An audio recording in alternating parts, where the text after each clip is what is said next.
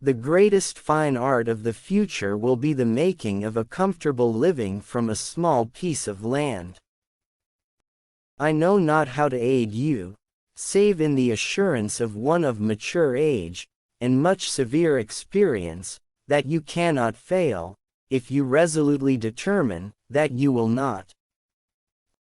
I have not permitted myself, gentlemen, to conclude that I am the best man in the country, but I am reminded, in this connection, of a story of an old Dutch farmer who remarked to a companion once that it was not best to swap horses while crossing streams.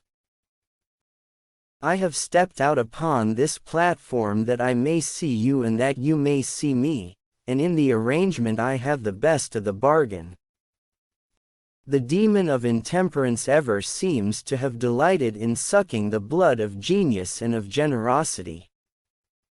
This is a world of compensation, and he who would be no slave, must consent to have no slave. Those who deny freedom to others, deserve it not for themselves, and, under a just God, cannot long retain it. As I would not be a slave, so I would not be a master. This expresses my idea of democracy.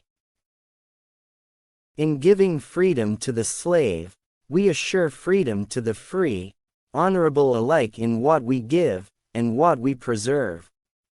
We shall nobly save, or meanly lose, the last best hope of earth. You think slavery is right and should be extended, while we think slavery is wrong and ought to be restricted. That, I suppose, is the rub. It certainly is the only substantial difference between us. The one victory we can ever call complete will be that one which proclaims that there is not one slave or one drunkard on the face of God's green earth. All I ask for the Negro is that if you do not like him, let him alone.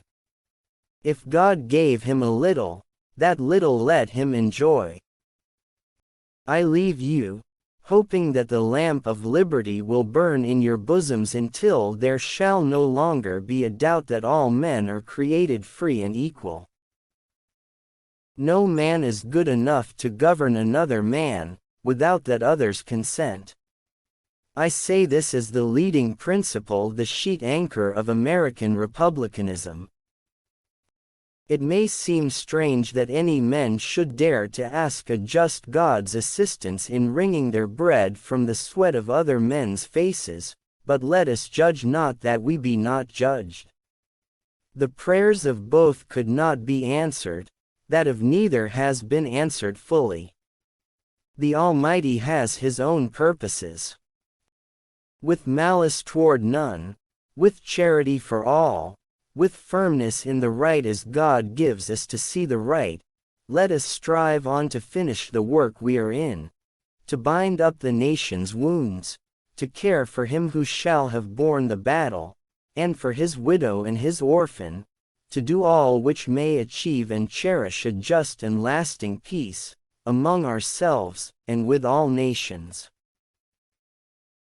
I have never studied the art of paying compliments to women, but I must say that if all that has been said by orators and poets since the creation of the world in praise of women were applied to the women of America, it would not do them justice for their conduct during this war. I will close by saying, God bless the women of America. Surely God would not have created such a being as man, with an ability to grasp the infinite, to exist only for a day. No, no, man was made for immortality.